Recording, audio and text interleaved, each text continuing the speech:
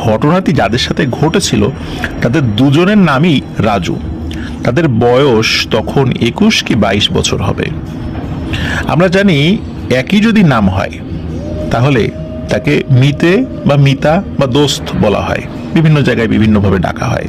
তো এই দুই রাজুর বন্ধুত্ব ছিল খুবই গভীর। দুজনের মধ্যে একজন একটু লম্বা হওয়ায় তাকে সবাই ডাকতো বড় রাজু, আর যে লম্বা একটু ছোট তাকে সবাই বলতো ছোট রাজু। দুজনেরই সাহস ছিল খুবই মারাত্মক। তাদের কাছে শ্মশান ঘাট, কবরস্থান, নদী, মাঠ, ঘাট এগুলো গভীর রাতে ঘুরে বেড়ানো ছিল একদম মামুলি ব্যাপার। রাতে সিনেমা হলে সিনেমা দেখা, দূরে গান বাজনা হলে সেটা শুনতে যাওয়া, তারপর দীর্ঘক্ষণ রাতের বেলা ঘুরে বেড়ানো, এটা কিন্তু তাদের একটা খুব কমন একটা ব্যাপার ছিল। তো এরা দুজন একবার এক রাতে চুয়াডাঙ্গা জেলার সরিষাডাঙ্গা গ্রামে গান শুনতে যান। দীর্ঘক্ষণ গান শোনার পর ওনারা দুজনই বাড়ি ফেরার জন্য সিদ্ধান্ত নেন। এখন কথা হলো যে প্রতিটি গাড়ি কিন্তু চুয়াডাঙ্গা পর্যন্ত আসবে, সেখান থেকে আবার 5 কিলোমিটার রাস্তা তাদেরকে যেতে হবে, এবং ওই রাতে কিন্তু কোনো গাড়ি পাওয়া যাবে না। কিছু গাড়ি পেয়েছিল কিন্তু তাদেরকে ওই পর্যন্ত এগিয়ে দিয়ে আসতে বললেও তারা কোনোভাবেই রাজি হননি। এই কারণে তারা চুয়াডাঙ্গা আসার পর দুজনেই চিন্তা করে যে বাকিটা পথ মানে 5 কিলোমিটার পথ পায়ে হেঁটেই চলে যাব। 5 কিলোমিটার পথ যেতে সর্বোচ্চ 1.5 ঘন্টার উপরে তো লাগার কথা না, বা সর্বোচ্চ 2 ঘন্টাই লাগবে। তো তারা বাড়ি ফেরার জন্য হাঁটা শুরু করেন। শুরুতে বলা হয়েছে চুয়াডাঙ্গা থেকে রাজুদের বাড়ি যেতে হলে 5 কিলোমিটার রাস্তা হাঁটতে হবে, এবং তাদের বাড়ির যে গ্রাম, এই গ্রামের নাম হচ্ছে গাইদঘাট। গাইদঘাট নামক একটি গ্রাম। আর রাত তখন প্রায় 3টা বেজে গেছে। ওরা দুজনই আবার সিগারেট খেত। তো ওরা কি করে, 1 প্যাকেট সিগারেট কেনে বাড়িতে রওনা দেওয়ার আগে। ওই পাশে কিছু টং দোকান ছিল চুয়াডাঙ্গার ওইখানে, তো সেখান থেকে কিনে নেয়। রাত্রেবেলা সেগুলো খোলা থাকে, আর তাদের সাথে ম্যাচ তো ছিলই। তো এইগুলো নিয়ে তারা রেল লাইনের পাশের রাস্তা ধরে হাঁটা শুরু করে। দুজন হেঁটে হেঁটে গল্প করতে করতে বাড়ি যাচ্ছে। ওরা কিছু দূর যাওয়ার পর একটা ছোট্ট ব্রিজ পায়, যে ব্রিজটি দিয়ে সবসময় আসা যাওয়া করতো। তো ওরা দুজন অনেক আগে থেকেই বলা বলি করছিল ওই ব্রিজের উপর একটু বসে বিশ্রাম নেবে, আর একটা সিগারেট খেয়ে সেখান থেকে আবার রওনা দেবে। তো ওরা যখন ব্রিজের খুব কাছাকাছি এসেছে তখন ওরা দেখে ব্রিজের উপর একটি সাদা সাপ শুয়ে আছে। সাপটি লম্বায় সর্বোচ্চ 2 ফুটের মতো হবে, একদম ধবধবে সাদা একটা সাপ। এমন সাপ তারা কখনোই দেখেনি, এবং সাপ যে সাদা হতে পারে এটাও তাদের ধারণাই ছিল না। সাপটি এমনভাবে শুয়ে আছে যেটা খুব ক্লান্ত, ওখানে শুয়ে বিশ্রাম নিচ্ছে। তখন বড় রাজু কি করে, আশেপাশে লাঠি খুঁজতে থাকে ওই সাপটিকে মারার জন্য। বড় রাজু সাপ মারার জন্য খুবই এক্সাইটেড ছিল। ও কি করে, ওই ব্রিজের পাশে একটা ক্ষেত ছিল, ওই ক্ষেতে আবার বেড়া দেওয়া ছিল। ওই বেড়া থেকে একটা বাঁশ তুলে নিয়ে আসে, চিকন একটা বাঁশ। তো ওই বাঁশটি নিয়ে সে ওই সাপটাকে মারবে। এখন ওই যে ছোট রাজু বড় রাজুকে বলে, এই থাম থাম, এত রাত্রে সাপ মারিস না। এখন কে কার কথা শোনে? বড় রাজু গিয়ে পর পর কয়েকটা ধপাস ধপাস বাড়ি মেরে দেয় ওই সাপের গায়ে। প্রথম বাড়িটি দেওয়ার পরপরই ওই সাপটি ফনা তুলে ভয় দেখাতে থাকে, কিন্তু সাথে সাথে আরো 2-3টা বাড়ি দেওয়ার পরই ওই সাপটি নিস্তেজ হয়ে যায়। সাপটিকে আর আঘাত না করতে পারে এই জন্য ছোট রাজু বড় রাজুর কাছ থেকে লাঠিটা কেড়ে নেয়। বলে, কি করিস, এত রাত্রে সাপ মারতে হয়? আর এই ধরনের সাপ আমরা আগে কি কখনো দেখছি নাকি? এটা কি সাপ না অন্য কিছু, এটা কি আমরা জানি? এইভাবে হুটহাট করে সাপের গায়ে হাত দিলি কেন? এখন যদি কিছু হয় খবরদার আর কিচ্ছু করবি না। এখন সমস্যা হলো, যা করার তা তো করেই ফেলছে, সাপটি তো একদম নিস্তেজ হয়ে গেছে। এখন ছোট রাজু বড় রাজুকে খুব বকাঝকা করে যে আবেগের বশে এভাবে হুটহাট করে সাপ মারা ঠিক না। কারণ হলো, ছোট রাজু জানতো যে রাতের বেলা কোনো সাপকে আঘাত করতে হলে আগে বলতে হয় যে তুই যদি জিন হয়ে থাকিস তো চলে যা, এরকম 3 বার বলতে হয়। তারপর না গেলে বুঝে নিতে হবে যে সেটি আসলে সাপ, তারপর সেটাকে মারা যেতে পারে। কিন্তু এই ধরনের কোনো ঘটনা তো ওখানে ঘটেনি, বড় রাজু তো সেটা বলেইনি। আর বড় রাজুকে মানে থামাতে থামাতেই তো বড় রাজু একটা লাঠি নিয়ে এসে আঘাত করেছে। ছোট রাজু যে সাপের কাছে গিয়ে বলবে সেই সুযোগটাও পায় নাই, সে বড় রাজুকে থামানোর চেষ্টা করেছিল। তো যাই হোক, বড় রাজুও মনে করে যে কি করলাম, যাই হোক যেটা হওয়ার তো হয়ে গেছে, কিন্তু এখন করণীয় কি? ছোট রাজু চিন্তা করে যে সাপটি যদি না মারা গিয়ে থাকে, কোনোভাবে তার মধ্যে জীবন প্রদীপ নিভু নিভু হলেও জ্বলতে থাকে, তাহলে এটাকে যদি পানির মধ্যে ফেলে দেওয়া হয় তখন হয়তো বা সে প্রাণ আবার ফিরে পেতে পারে, মানে সে আবার কিছুটা সুস্থ হয়ে উঠতে পারে। এই চিন্তা করে সে যেই লাঠিটা দিয়ে ওই সাপটিকে আঘাত করা হয়েছিল, সেই লাঠিটা দিয়ে ওই সাপটিকে উঁচু করে ওই ব্রিজের নিচে পানির মধ্যে ফেলে দেয়। এই আশায় ফেলে দেয় যে পানির মধ্যে পড়ে যদি সাপটি সুস্থ হয়ে যায়, কারণ শুনেছে যে সাপ পানিতে পড়ার পর অনেক ক্ষেত্রেই নাকি সুস্থ হয়ে যায়, সবসময় না, হঠাৎ হঠাৎ। সে ওই আশাতেই ওই সাপটিকে পানিতে ফেলে দেয়। এরপর দুজন আবার সিগারেট ধরিয়ে গল্প করতে করতে বাড়ির পথে হাঁটা ধরে। তো তারা হাঁটতে হাঁটতে বটতলা নামক একটা জায়গা আছে, কারণ হচ্ছে ওইখানে বিশাল এক বট গাছ আছে, আর ওই বট গাছের নামেই ওই এলাকার নাম হচ্ছে বটতলা। তো ওই দুই রাজু যখন ওই বট গাছের কাছে আসে, ওরা খেয়াল করে যে ওই বট গাছের নিচে যাওয়ার সময় উপর থেকে গরম পানি বা আঠা জাতীয় কিছু পড়েছে গায়ের উপরে। আর সেই পানি বা আঠা জাতীয় যে জিনিসটা, এটা বড় রাজুর গায়ে পড়েছে। আর এই পানি বা আঠা ছিল খুবই গরম। বড় রাজুর গায়ে এটা পড়ার সাথে সাথে সে চিৎকার করে ওঠে, বলে ওঠে, ওরে বাবারে, আমার শরীর জ্বলে পুড়ে গেল। আর ওইদিকে ছোট রাজু কিন্তু তার সাথেই ছিল, তার গায়ে কিন্তু এটা পড়েনি। এদিকে বড় রাজু তো চিৎকার চেঁচামেচি করছে। ছোট রাজু বট গাছের উপরে তাকায়, ডানে বায়ে তাকায়, কাউকে কিন্তু সে দেখতে পায় না, এমনকি কোনো পাখি বা এই টাইপের অদ্ভুত কোনো কিছু দেখতে পায় না। তখন ছোট রাজুর মনে খটকা লাগে যে এখানে কোনো বড় পাখি নাই, কোনো বাদর জাতীয় কোনো কিছুর অস্তিত্ব দেখছি না, আশেপাশে কোনো মানুষকেও দেখলাম না, কোনো ভয়ানক অবয়বও দেখলাম না, তাহলে এটা কোত্থেকে আসলো? তখন সে বড় রাজুকে বলে, দোস্ত চল, তাড়াতাড়ি চল, দেরি করা যাবে না। এখানে একটা বিষয় বলে রাখা ভালো, তারা যে সিগারেট খেতে খেতে আসছিল, ওই বট গাছের কাছে আসার অল্প কিছু পথ আগেই তাদের সিগারেট আবার শেষ হয়ে গিয়েছিল, পরে আর ধরায়নি। ছোট রাজু কি করে, সে সিগারেট ধরিয়ে বড় রাজুকে বলে, যত কষ্টই হোক বাড়ি যেতে হবে, আর এই সিগারেট নেভানো যাবে না। ওরা সিগারেট খেতে খেতে যখন বাড়ির কাছাকাছি চলে এসেছে, এর মধ্যে তারা কিন্তু কখনোই সিগারেট খাওয়া বন্ধ করেনি। দুই রাজু যখন বড় রাজুদের বাড়ি থেকে একটু দূরে চলে এসেছে, সেখানে একটা পুকুর রয়েছে, গ্রামের মানুষ ওই পুকুরে গোসল করত। তখন বড় রাজু বলে, তুই উপর একটু দাঁড়া, আমি গোসল করে নিই, এমনিতে শরীরে কি পড়েছে, গন্ধ লাগছে, আর মনে হচ্ছে শরীর পুড়ে যাচ্ছে, আমি পুকুরের ঠান্ডা পানিতে একটু গোসল করে নিই।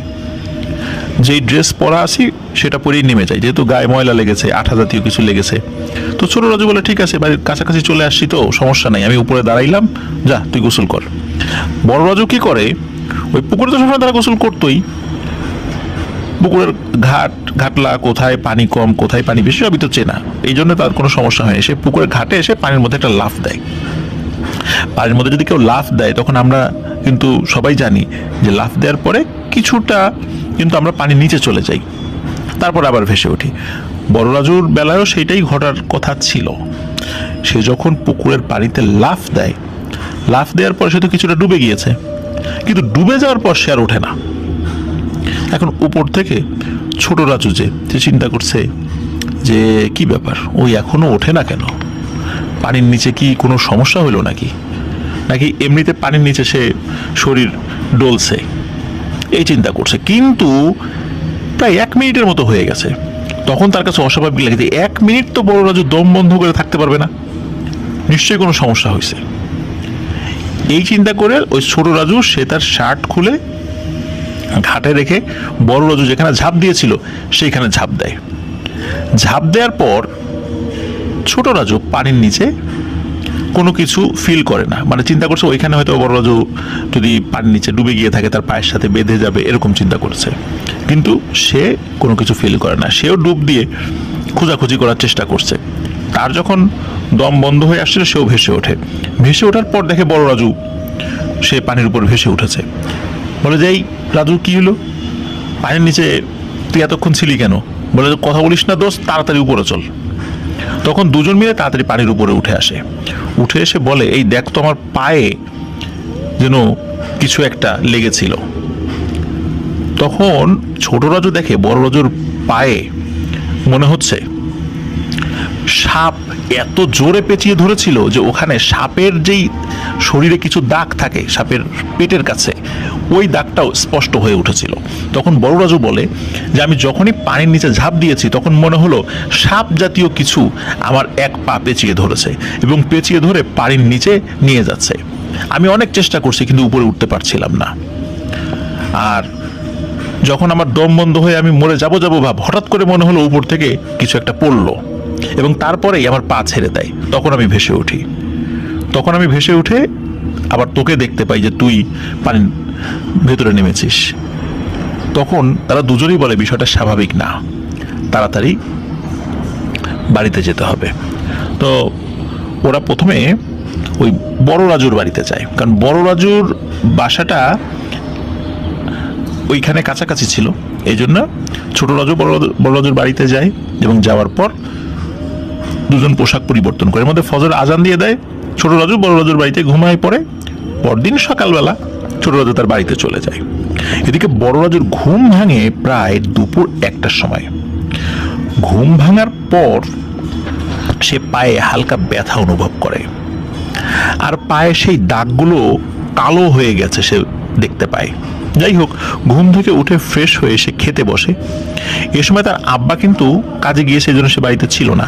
আর তার মা এই বড় রাজুর যে ছোট ভাই, সে স্থানীয় একটি মাদ্রাসায় পড়ে, দুপুরবেলা তাকে আনতে গেছে।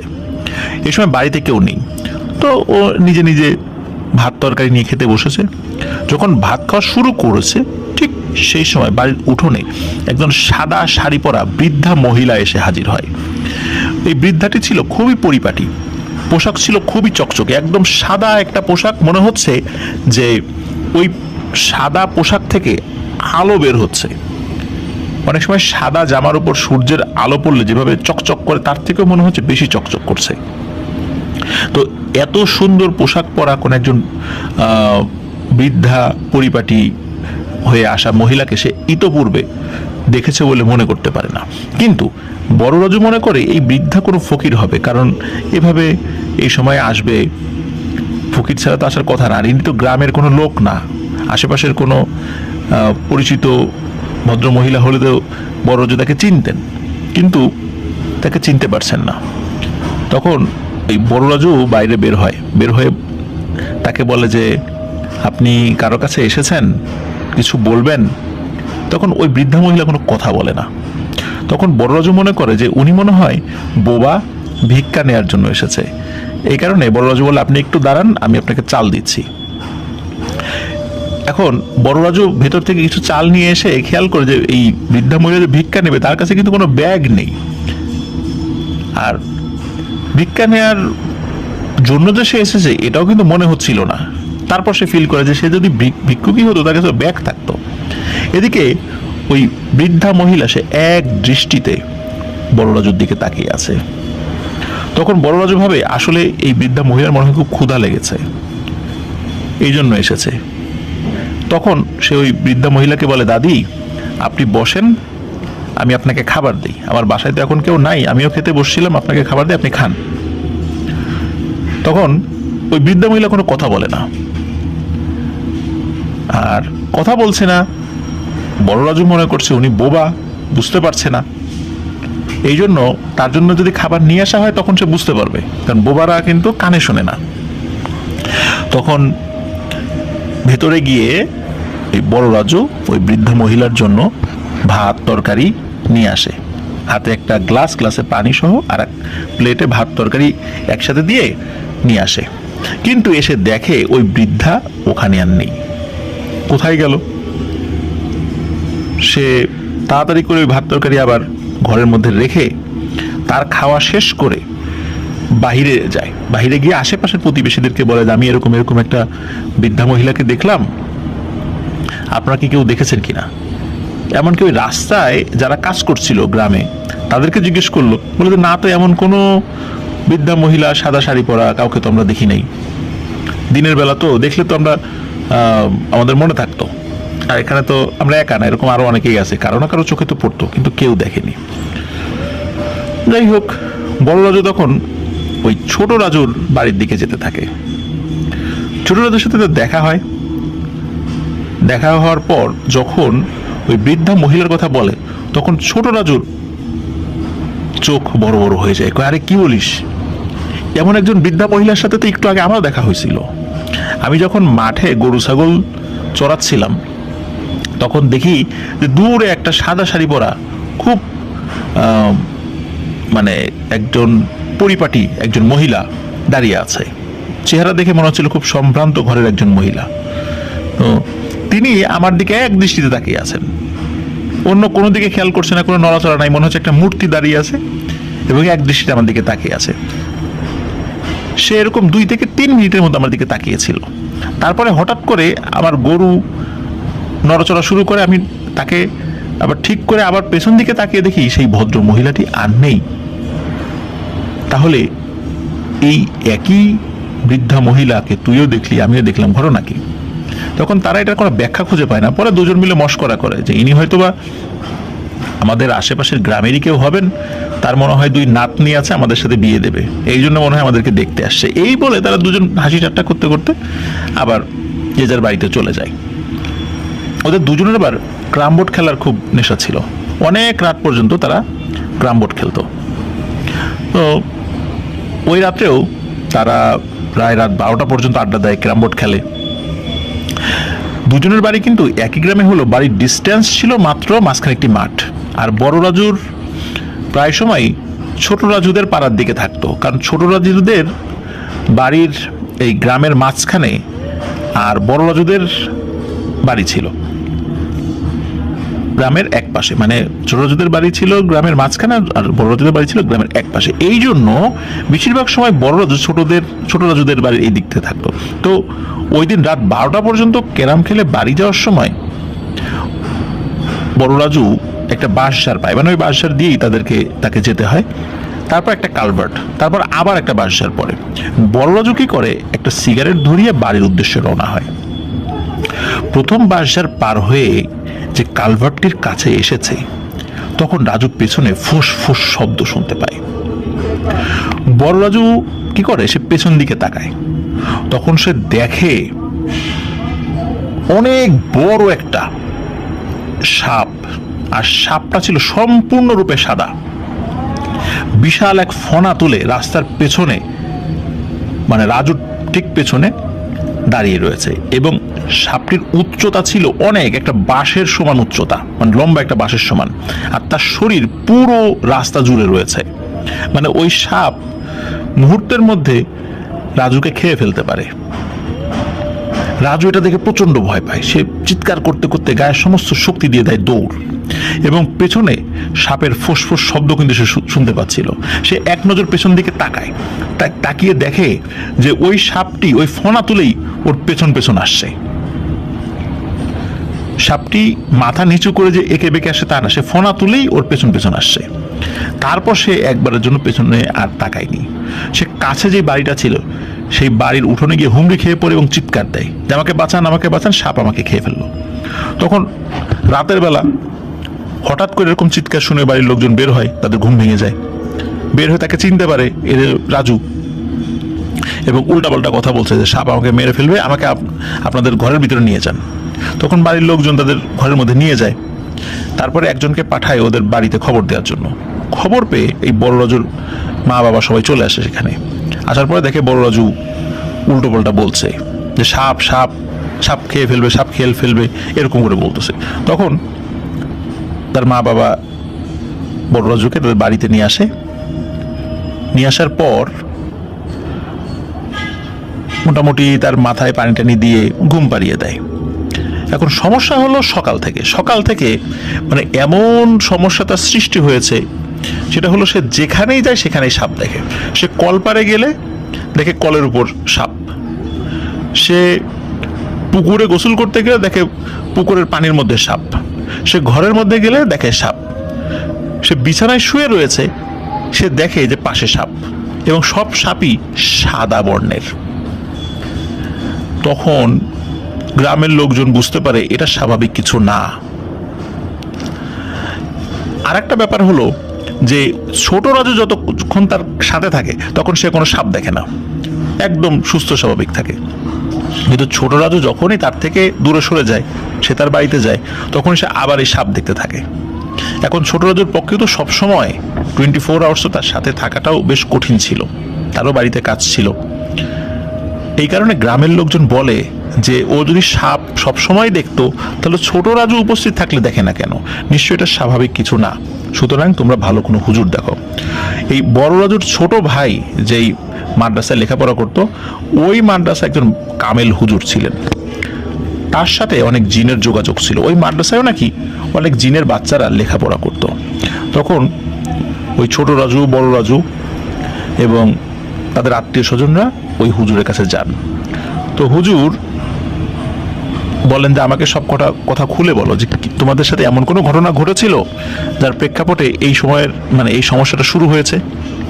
তখন বড় রাজু সব খুলে বলে, কয়েকদিন আগে ঘটে যাওয়া তার সাথে যে ঘটনা, মূলত তাদের সাথে ঘটনা, যে ব্রিজের উপর সাপ মারা, বট গাছের উপর থেকে আঠা জাতীয় কিছু গায়ে পড়ে সেখানে পুড়ে যাওয়ার মতো অনুভূতি হওয়া, আবার পুকুরে সাপের মতো পা পেঁচিয়ে ধরা এবং সেটা পা পেঁচিয়ে ধরে পানির নিচে নিয়ে যাওয়া, পরদিন দুপুর এক অপরিচিত বৃদ্ধার আগমন, সেই রাতে আবার বিশাল আকৃতির সাপ তাদেরকে তাড়া করা, তাকে তাড়া করা, এসব বিষয় খুলে বলে। সবকিছু শুনে বড় হুজুর ছোট রাজুকে জিজ্ঞেস করে, তোমার সাথে কি এরকম কোনো কিছু ঘটেছে? তখন ছোট রাজু বলে, না, আমার সাথে এমন কোনো কিছুই ঘটেনি, আমি একদম সুস্থ স্বাভাবিক আছি। শুধু একজন সুন্দর পোশাক পরিহিতা একজন বৃদ্ধা মহিলাকে আমি দেখেছিলাম, আমি যখন গরু রাখছিলাম, সে আমার দিকে এক দৃষ্টিতে তাকিয়েছিল, আর আমি যখন অন্যদিকে তাকিয়ে আবার বৃদ্ধার দিকে তাকিয়েছি তখন আর তাকে খুঁজে পাইনি। তখন বড় হুজুর বলে, তোমরা সবাই এখানে বসো, আমি আমার একটা ঘরে যাচ্ছি, আমি ফেরত না আসা পর্যন্ত তোমরা কেউ এখান থেকে যেও না, আর আমি পাশের রুমে আছি, যত যাই সমস্যা থাকুক না কেন আমি নিজের ইচ্ছায় আসা না পর্যন্ত কেউ আমাকে ডাকাডাকি করবে না, দরজায় নক করবে না। সবাই বলে আচ্ছা ঠিক আছে। তো তিনি একটা রুমে চলে যান। প্রায় 1 ঘন্টা পর হুজুর বের হয়ে আসে। হুজুর বের হয়ে এসে উপস্থিত সবাইকে বলে যে বড় রাজু যে সাপটিকে আঘাত করে সেটি ছিল একটি জিনের সন্তান। সে গভীর রাতে খেলতে খেলতে ক্লান্ত হয়ে ওই ব্রিজের উপর ঘুমিয়ে পড়ে, আর ওই যে বাচ্চা জিন তার ভাইয়েরা তাকে খুঁজছিল, সে তো ওই ব্রিজের ওখানে ঘুমিয়ে গেছে। আর এই সাপটিকে সাধারণ সাপ ভেবে বড় রাজু আঘাত করে বসে। এই সাপটি কোনো সাধারণ সাপ ছিল না। আর এত রাত্রে এরকম সাদা বর্ণের কোনো সাপ দেখে তোমার তো বোঝা উচিত ছিল যে এটা কোনো স্বাভাবিক সাপ হতে পারে না, নিশ্চয়ই অস্বাভাবিক কিছু। আর যদি স্বাভাবিক রঙেরও হতো তারপরও তোমার আঘাত করা ঠিক হতো না, যতক্ষণ পর্যন্ত তুমি তাকে 3 বার না বলবা যে তুমি যদি সাপ হয়ে থাকো তাহলে তো ভিন্ন দিন, যদি জিন হয়ে থাকো এখান থেকে চলে যাবে, এভাবে 3 বার বলতে হবে। তুমি কিন্তু সেটা করো নাই, আর ছোট রাজু মানা করেছিল, তুমি সেটা শোনো নাই। সবচাইতে বুদ্ধিমানের যে কাজটি হয়েছে, ছোট রাজু ওই সাপটিকে পানির মধ্যে ফেলে দেয়, যার ফলে ওই সাপটি প্রাণে বেঁচে যায়। পরে তার ভাইয়েরা তাকে উদ্ধার করে তাকে নিয়ে যায়। ওই সাপটি এখনো অসুস্থ, তবে ভাগ্য ভালো সে শঙ্কামুক্ত। আর এই কারণেই ওই জিনের সাপরূপী ওই জিনের বড় 2 ভাই তারা তোমাকে ভয় দেখাচ্ছে আর কি। এই যে তুমি যে সাপ দেখছো, তারপরে ওই ব্রিজের ওখানে যে সাপটা দেখেছো, এগুলো সব কিন্তু ওরা ভয় দেখাচ্ছে। কিন্তু তোমার এই কারণেও ভাগ্য ভালো যে ওরা নেককার জিন, ভালো জিন। তা না হলে এতক্ষণে বড় রাজু সহ ছোট রাজুরও খবর হয়ে যেত। ছোট রাজু যতই উপকার করুক না কেন, যেহেতু দুজন একসাথে ছিল, দুজনকেই ওরা হত্যা করত। কিন্তু ওরা সেটা করেনি, কারণ ওরা নামাজ কালামি জিন। কিন্তু এই যে আঠা জাতীয় যে জিনিসটা পড়া, এটা তোমাকে ভয় দেখিয়েছে। এটা জিনদেরই এক ধরনের তরল জাতীয় পদার্থ। এটা গায়ে পড়লে শরীরে প্রচণ্ড জ্বলা পোড়া শুরু হয়। তো যাই হোক, ওরা তোমাদের আর কোনো ক্ষতি করবে না যেহেতু প্রাণে বেঁচে গিয়েছে। আর যে বৃদ্ধা মহিলাকে দেখেছিলা, এই বৃদ্ধা মহিলাই হচ্ছে এই জিনদের মা। সে যখন শুনতে পেল যে একটা ছেলে তার সন্তানকে আঘাত করেছে, তখন সে রেগে গিয়ে কোনো সিদ্ধান্ত নেয়নি। সে প্রথমে এসেছিল যে যে ছেলেটি মেরেছে কি আসলে ইচ্ছা করে মেরেছে নাকি অনিচ্ছাকৃতভাবে মেরেছে, সে কি ভালো না খারাপ। যদি সে ভালো হয়, তার আচার আচরণ ভালো হয়, তাহলে যেহেতু আমার ছেলে মারা যায়নি, আমি চিন্তা করবো ওর ক্ষতি করবো কি করবো না। সে যখন আসে, সে ওই বড় রাজুর আচার আচরণ দেখে তার ভালো লাগে, তখন সে চিন্তা করে ছেলেটির আচার আচরণ ভালো, সে আমাকে ভিক্ষা দিতে চাইলো, খাবার দিতে চাইলো, আচার আচরণ ভালো। আর সে ছোট রাজুর সাথে দেখা করতে গিয়েছিল, এই ছেলেটা কে যে আমার ছেলেকে বাঁচিয়েছে, এই জন্য সে দেখা করতে গিয়েছিল সেখানে। তো তোমাদের কোনো ভয় নেই, বড় রাজু ভালো হয়ে যাবে ইনশাল্লাহ। তবে এই জন্য যে কাজটি করতে হবে সেটা হলো ওই বড় রাজুকে একা একা রাতের বেলা ওই ব্রিজের কাছে গিয়ে ক্ষমা চেয়ে আসতে হবে যে আমার অন্যায় হয়ে গেছে, আমাকে ক্ষমা করে দেন। এমনটা কাজ আমি জ্ঞাতসারে জীবনে আর কখনো করব না। এই ক্ষমা চাইতে হবে এবং দুটো খাসি এক দামে কিনে ও সাথে করে ওই ব্রিজের কাছে নিয়ে যাবে এবং ক্ষমা চেয়ে ওই খাসি দুটো রেখে ওখান থেকে চলে আসবে, আর পেছন ফিরে তাকাবে না। এটার সমাধান, ওরা এটাই সমাধান দিয়েছে। তাহলে আর কোনো সমস্যা হবে না ইনশাল্লাহ। ওরা আর তোমাকে ডিস্টার্ব করবে না, পুকুরের পানিতে নামলেও সাপ হয়ে তোমার পা পেঁচিয়ে ধরবে না, তুমি নিশ্চিন্তে থাকো। তো এই কাজটি করা হয় এবং এটা করার পরপরই, মানে পরের রাত থেকেই বড় রাজু আর কখনো সাপ টাপ দেখে না, একদম সুস্থ স্বাভাবিক হয়ে যায়। তো এভাবেই এই সমস্যাটির সমাধান হয়েছিল। আর হাফিজের কাছে এই দুই রাজু, এই দুজন মিলেই কিন্তু এই ঘটনাটি শেয়ার করেছে। হাফিজ এই দুজনের ছবি আমাদেরকে দিয়েছে। আমরা ইতোমধ্যে এই দুজনের ছবি আমাদের কমিউনিটি পোস্টে, মানে ইউটিউব চ্যানেলের কমিউনিটি পোস্টে এবং আমাদের ফেসবুক পেজ এবং গ্রুপে আমরা দিয়ে দিয়েছি। আপনারা এই দুই রাজুর যে ছবি আপনারা দেখতে পাবেন আমাদের কমিউনিটি পোস্ট এবং ফেসবুক পেজ এবং গ্রুপে। প্রিয় লিসেনার্স, আপনারা যারা এখনো আমাদের চ্যানেল সাবস্ক্রাইব করেনি তারা দ্রুত সাবস্ক্রাইব করে ফেলুন। আপনাদের হরর ওয়ার্ল্ড নামে আমাদের একটি ফেসবুক পেজ এবং গ্রুপ রয়েছে, যার লিঙ্ক আমাদের ভিডিও ডিসক্রিপশনে দেওয়া রয়েছে। সেখানে গিয়ে আপনারা আমাদের পরিবারের সদস্য হয়ে যান। আর আপনারা যারা আমাদেরকে ঘটনা পাঠাতে চান তারা লিখে বা রেকর্ড করে উভয়ভাবে আমাদেরকে ঘটনা পাঠাতে পারবেন। ঘটনা পাঠানোর ঠিকানা afnanthehorrorworld@gmail.com। এই ইমেল অ্যাড্রেসে আপনারা ঘটনা পাঠাতে পারবেন। আমাদের ইমেল অ্যাড্রেসের স্পেলিংটা আমাদের ভিডিও ডিসক্রিপশনে দেওয়া রয়েছে। প্রিয় লিসেনার্স, হাফিজ ভাইকে আবারও ধন্যবাদ জানাচ্ছি চমৎকার একটি ঘটনা আমাদেরকে দেওয়ার জন্য, এবং এই ঘটনা আপনাদের সামনে উপস্থাপন করলাম। আশা করছি প্রিয় লিসেনার্স এই ঘটনাটি আপনাদের ভালো লেগেছে। চলুন আমরা চলে যাই আমাদের এবারের এপিসোডের দ্বিতীয় এবং শেষ ঘটনায়। আশা করছি এই ঘটনাটি আপনাদের সকলের ভালো লাগবে ইনশাল্লাহ।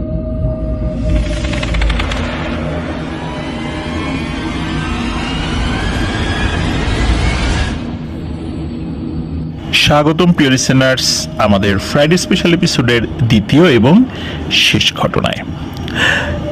যেই ঘটনাগুলো এখন শেয়ার করব সেই ঘটনাগুলো আমাদেরকে পাঠিয়েছেন মোহাম্মদ আসিফ আলী ভাই।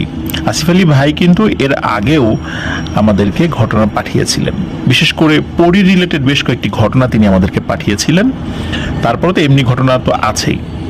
আর আসিফ আলী ভাই আমার সাবেক একজন কলিগ, আর উনি বর্তমানে সরকারি একটা গুরুত্বপূর্ণ স্থাপনায় দায়িত্ব পালন করছেন। সঙ্গত কারণে সেটার নাম তিনি বলতে নিষেধ করেছিলেন বলে আমি আগের ঘটনাগুলো তো সেটা বলিনি। আর ওনার বাড়ি বগুড়া জেলায়। তো শুরুতে আমি বলেছিলাম যে দ্বিতীয় ঘটনা বলার পর আমি ঘটনাগুলো বলেছি, কারণ হচ্ছে উনি একসাথে দুটো ঘটনা পাঠিয়েছেন। এই জন্য আমি একত্রে আমাদের দ্বিতীয় ঘটনার সেগমেন্টে গিয়ে ওনার বলা ছোট ছোট দুটি ঘটনা একসাথে উপস্থাপন করতে চাই। আশা করছি এই দুটি ঘটনা শুনলে আপনাদের একে তো ভয়ের অনুভূতি তো জাগাবেই, এবং অন্য রকমের একটি ভালো লাগা কাজ করবে ইনশাল্লাহ। চলুন ঘটনাতে চলে যাই। ফার্স্ট যেই ঘটনাটি ওনার আজকে রয়েছে সেটি রাজশাহী বিশ্ববিদ্যালয়কে কেন্দ্র করে। উনি নিজেও রাজশাহী বিশ্ববিদ্যালয়ের স্টুডেন্ট ছিলেন। আর যেই সময়ে ঘটনাটি ঘটেছিল এটা 2010 কি 11 সাল এরকম একটা সময় ঘটনা। তো তখন সন্ধ্যার পরে যখন রাত আরেকটু বেশি হতো, রাত 8টার দিকে, ওই সময় গরমকালে নিয়ম করে প্রায় ঘন্টা 2-3 লোডশেডিং হতো। 8টা থেকে 10টা কি 10:30 এরকম একটা সময় পর্যন্ত বিদ্যুৎ থাকতো না, বিশেষ করে গরমকালে। যেহেতু গরমকালে বিদ্যুতের চাহিদা বেশি থাকে, এই কারণে এই সময়টা বলা যেত যে মানে রুটিন মাফিক এই লোডশেডিংটা হতো। তো ওই সময়ে বেশ কয়েকজন ভাই ওনারা চিন্তা করলেন যে তাদের বন্ধু সার্কেলের মধ্যে যারা একটু বেশি মানে এমন ভাব নেয় যে তারা কোনো কিছুতে ভয় পায় না, সবসময় অন্যের ভয় পাওয়া দেখে হাসি তামাশা করে, তাদেরকে ভয় দেখাবে।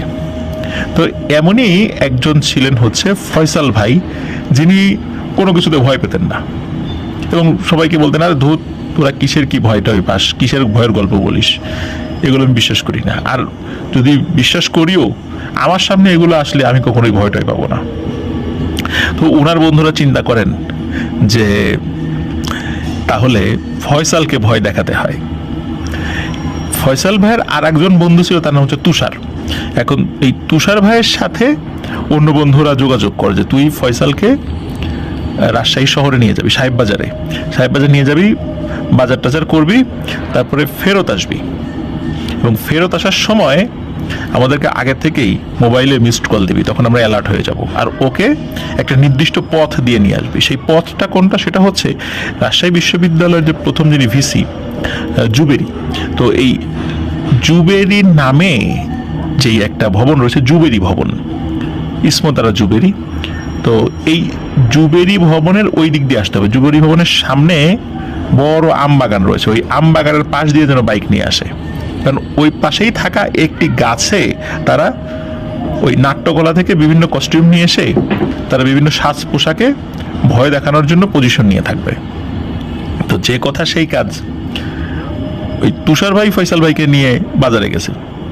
তো ফয়সাল ভাই যেতে চাননি, ফয়সাল ভাই বলছে যে চল এমনি যাই, রিক্সায় যাই, অন্যভাবে যাই, বলে না তোর বাইকটা নিয়ে চল। তো এখন বাইক নিয়ে গিয়েছে, আর ফেরার সময় ওই যে পূর্ব পরিকল্পনা মাফিক আগে থেকেই বলা ছিল যে কিভাবে সংকেত দেবে, সে সংকেতটা দিয়ে দেয়।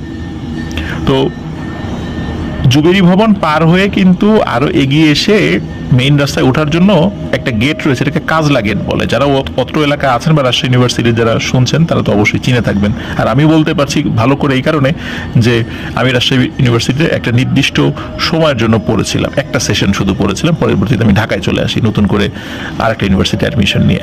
তো ওই কাজলা গেট দিয়ে মেইন রাস্তায় উঠা যায়। তো ওই ফয়সাল ভাই উনি চিন্তা করেছিলেন যে কাজলা গেট দিয়ে না ঢুকে এই সাইডটা তো অন্ধকার থাকে, তো রাজশাহী ইউনিভার্সিটির মেইন যে গেট যেটা, ওই গেট দিয়ে ঢুকবো।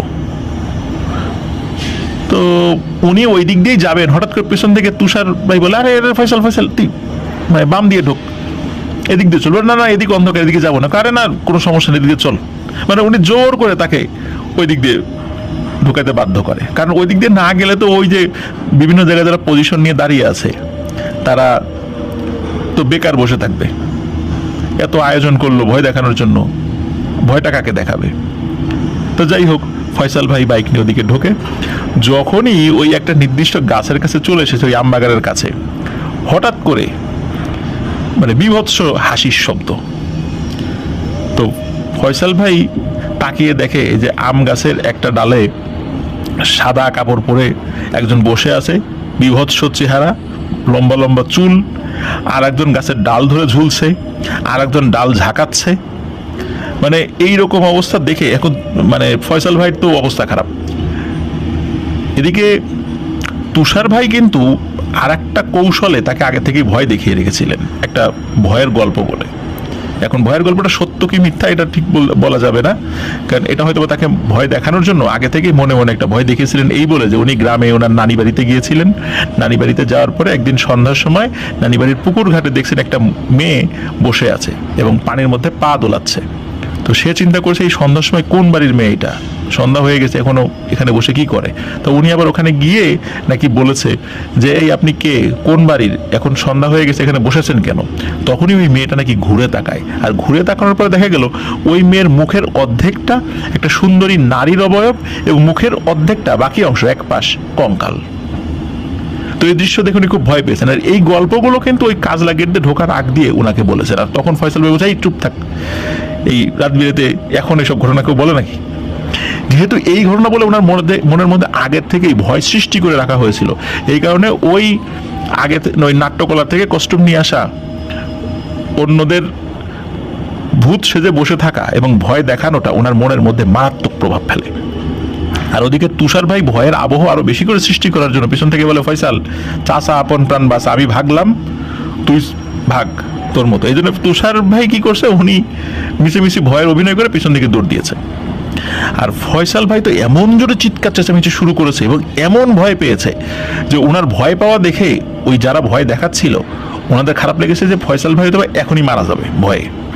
তখন ওরা ওই ভয় দেখানো বন্ধ করে বলছে যে এই ফয়সাল ভয় টয় পাস না, এই আমরা আমরা আমরা ভয় পাস না, এটা বলে ওনাকে আশ্বস্ত করতেছে এবং কাছে আসছে। কিন্তু কাছে এসে দেখে ওই ফয়সাল ভাই অজ্ঞান হয়ে গেছে। পরবর্তীতে উনি দীর্ঘদিন অসুস্থ ছিলেন।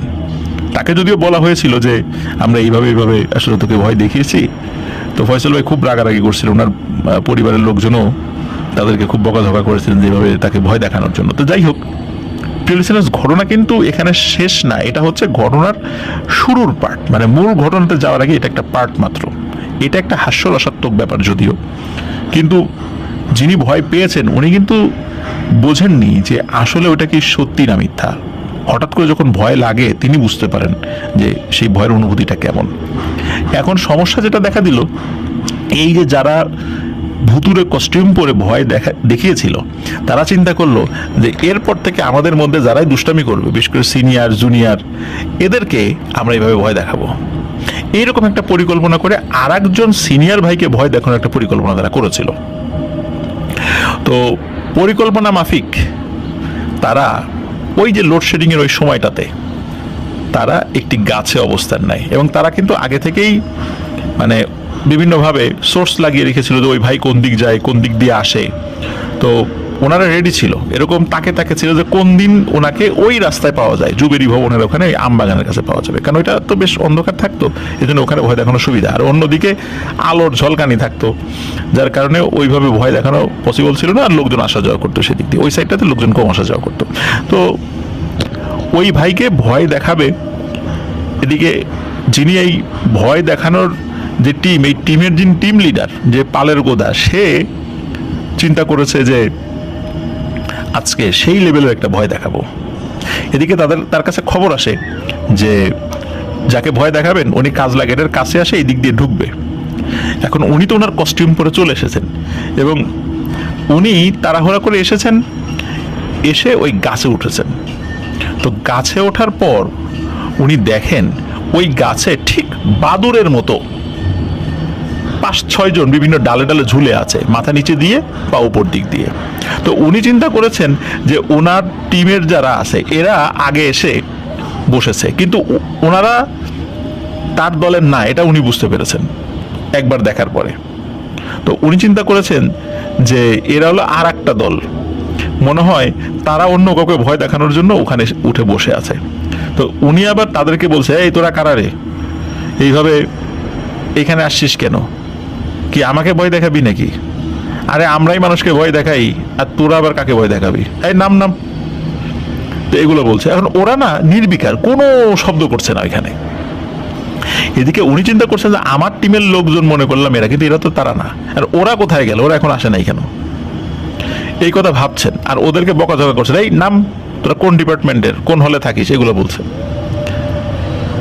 এইভাবে বলার একটা পর্যায়ে হঠাৎ করে ওই যে যারা ঝুলেছিল বানরের মানে বাদুরের মতো, এদের মধ্যে একজন মানে হি হি করে হেসে দেয় এবং যখন হেসে দিয়েছে ভয়ঙ্কর দাঁত বেরিয়ে গেছে, বড় বড় দাঁত এবং বিভৎস চেহারা। উনি ওইটা দেখেই বুঝেছেন যে এইটা কোনো মেকআপ দেয়া কোনো আর্টিস্ট না, এটা অরিজিনাল একটা ভূত প্রেত বা জিন হবে।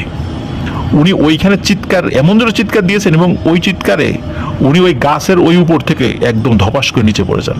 নিচে পড়ে উনি প্রচণ্ড আঘাত পেয়েছিলেন, দীর্ঘদিন ওনাকে চিকিৎসা করাতে হয়েছিল। আর উনি যে পড়ে গিয়েছেন তখন হলো ওনার টিমের লোকজন আসতেছিল কেবল, ওরা এসে উপর দিকে তাকিয়ে দেখে কিছুই নেই। তো এরপরে আশেপাশে অনেকের কাছেই জানাজানি হয়ে যায় যে এরা ভয় দেখাতো এবং ভয় দেখাতে গিয়ে ওই দলের পালের গোদা নিজেই ভয় পেয়ে আজকে এই মুমূর্ষ অবস্থা। তো যাই হোক, এরপরে ওই গ্রুপটি আর কাউকে আসলে ভয় দেখানোর চেষ্টা করেনি, যে ভয় দেখাতে গিয়ে তারা নিজেরাই ভয় পেয়েছিল। এটি ছিল একটি ঘটনা। তো প্রিয় লিসেনার্স, এটি আসিফ আলী ভাইয়ের একটি ঘটনা, তিনি একসাথে দুটি ঘটনা পাঠিয়েছেন। এবার চলে যাই আসিফ আলী ভাইয়ের দ্বিতীয় ঘটনাতে। এই ঘটনাটি মাদারীপুরের ঘটনা। মাদারীপুরের একটি নদী বন্দর রয়েছে, নদী বন্দরকে কেন্দ্র করে এই ঘটনাটি, কেন্দ্র করে না, মূলত নদী বন্দরের একজন ইমাম সাহেবকে কেন্দ্র করে ঘটনাটি। তো ওখানে বড় বড় নৌকা থাকতো আগে, ওই বড় বড় নৌকায় অনেক লোক থাকতো। তো তারা রেগুলার সালাত আদায় করতো। নামাজ পড়ানোর জন্য এমন একজন ব্যক্তিকে তারা নিতেন সাথে, যিনি মাছও ধরতে পারেন এবং ইমামতিও করতে পারেন। তাদের কাজেও হেল্প হবে, আবার ইমামতিও করবেন। মূলত ইমামতি করাটাই, 5 ওয়াক্ত নামাজে ওই নৌকায় ইমামতি করাটাই মূলত তার কাজ ছিল। তো এরকম একজন লোককে তারা নৌকায় নিয়েছিলেন। বেশ 8-10 দিন ধরে বিভিন্ন জায়গায় মাছ ধরেছেন, বিক্রি করেছেন। তারপরে আবার মাদারীপুরের ওই ঘাটে চলে এসেছেন। কোন ঘাট এটা আমাকে নির্দিষ্ট করে আসিফ আলী ভাই বলতে পারেননি। তো যাই হোক, তো ঘাটে আসার পর ইমাম সাহেব ওই 7-8 দিনে তার যে পারিশ্রমিক, সেই পারিশ্রমিকটা বুঝে পান। তো উনি চিন্তা করেন যে 7-8 দিন ধরে মাছ ধরলাম, বাড়িতে খালি হাতে গেলে কেমন হয়, দুটো ইলিশ মাছ কিনে নিয়ে যাই। তো উনি বেশ বড় সাইজেরই দুটো ইলিশ মাছ কিনে রওনা দেন। এখন উনি যখন রওনা দিয়েছেন তখন এশার নামাজের পরে রওনা দিয়েছেন। ওনার বাড়ি ওই ঘাট থেকে 1.5 থেকে 2 কিলোমিটারের পথ, খুব বেশি দূরে না কিন্তু।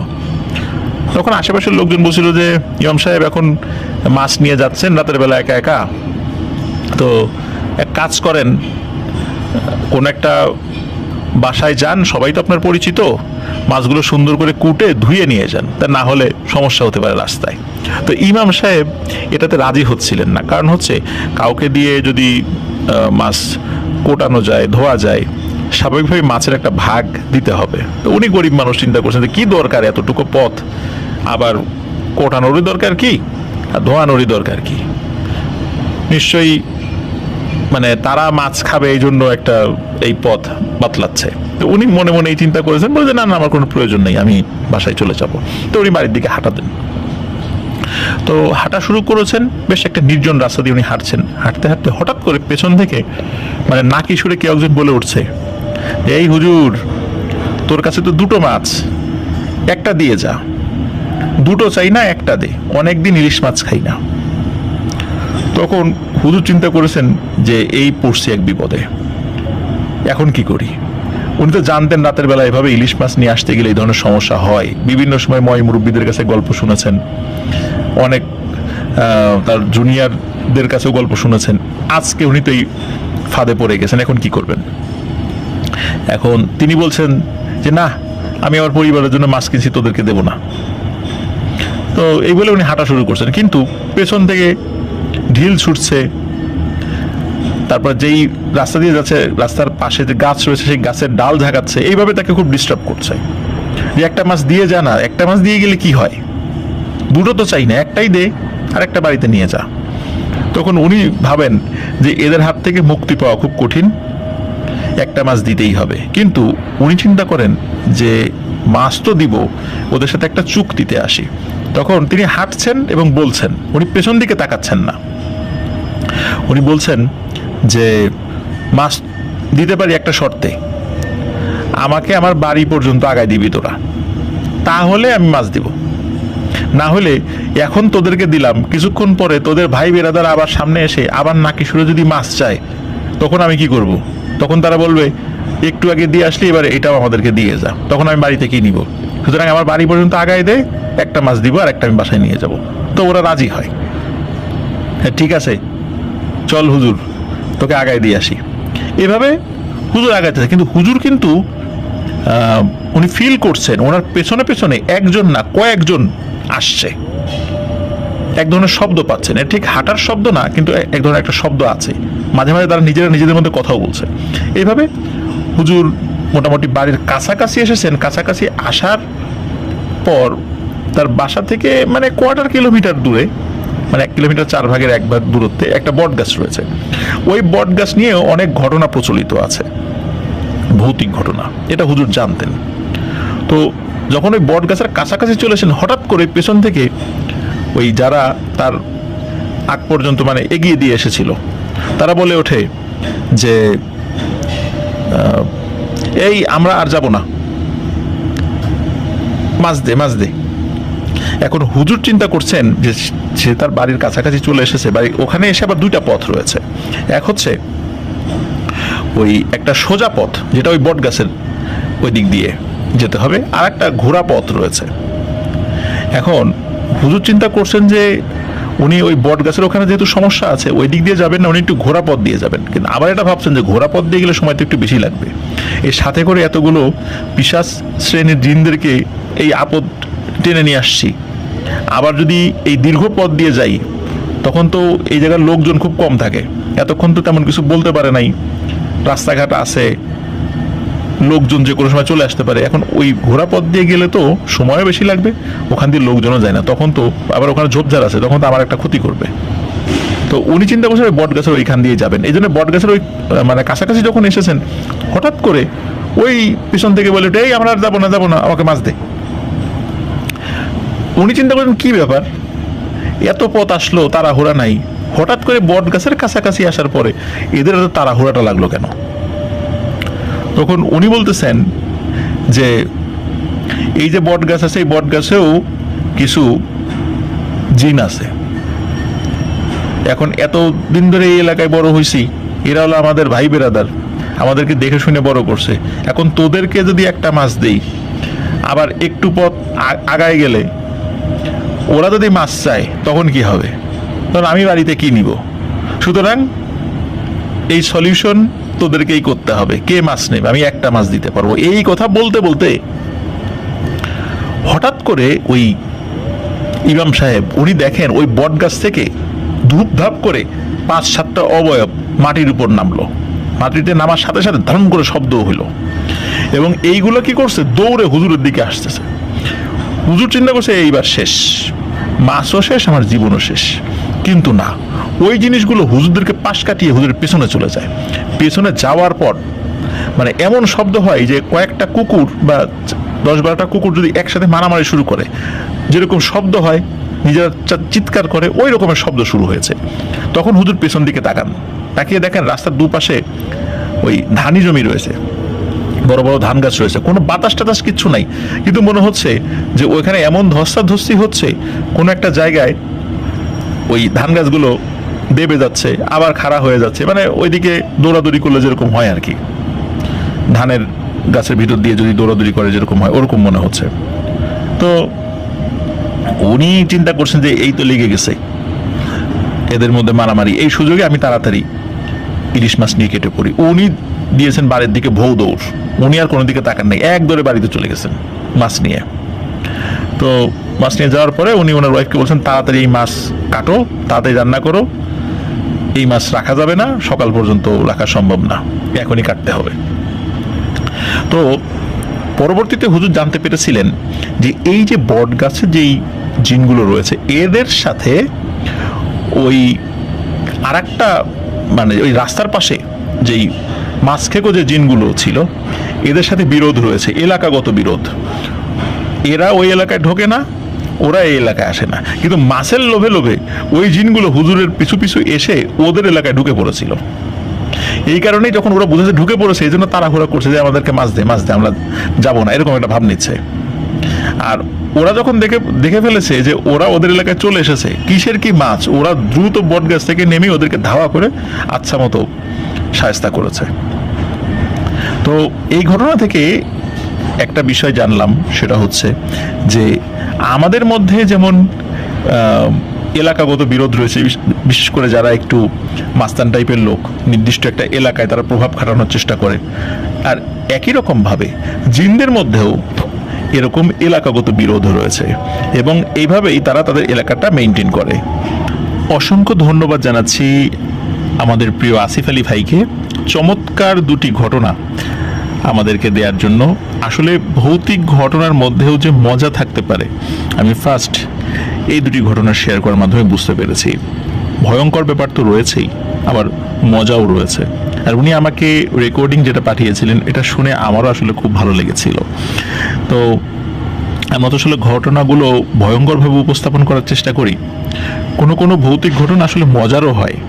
আশা করছি এই দুটি ঘটনা, বিশেষ করে আসিফ আলী ভাইয়ের যে দুটি ছোট ছোট ঘটনা আমি শেয়ার করলাম, এই দুটি ঘটনা আপনাদের সকলের কাছে ভালোও লেগেছে, মজারও লেগেছে। প্রিয় লিসেনার্স, আমাদের চ্যানেলে যারা এখনো সাবস্ক্রাইব করেনি তারা দ্রুত সাবস্ক্রাইব করে ফেলুন। আর আফটার দ্য হোল ওয়ার্ল্ড নামে আমাদের একটি ফেসবুক পেজ এবং গ্রুপ রয়েছে, যার লিঙ্ক আমাদের ভিডিও ডিসক্রিপশনে দেওয়া রয়েছে। সেখানে গিয়ে আফটার দ্য হোল ওয়ার্ল্ড পরিবারের সদস্য হয়ে যান। আপনারা যারা ঘটনা পাঠাতে চান তারা ঘটনা লিখে বা রেকর্ড করে যে কোনোভাবে আপনার দ্য হরর ওয়ার্ল্ড @gmail.com এই ইমেল অ্যাড্রেসে ঘটনা ইমেল করতে পারবেন। ইমেল অ্যাড্রেসের ঠিকানা আমাদের ভিডিও ডিসক্রিপশনে দেওয়া রয়েছে, সেখানে গিয়ে স্পেলিংটা দেখে নিতে পারবেন। আপনারা আপনাদের মূল্যবান মতামত আমাদের গ্রুপে পোস্ট করতে পারেন বা এই ভিডিওর কমেন্ট সেকশনে জানাতে পারেন। প্রিয় লিসেনার্স, আগামীকাল শনিবার ইনশাআল্লাহ আমার বলা পুরাতন ঘটনা নিয়ে রিমেম্বারিং স্টোরিজের এপিসোডে হাজির হচ্ছে ইনশাআল্লাহ।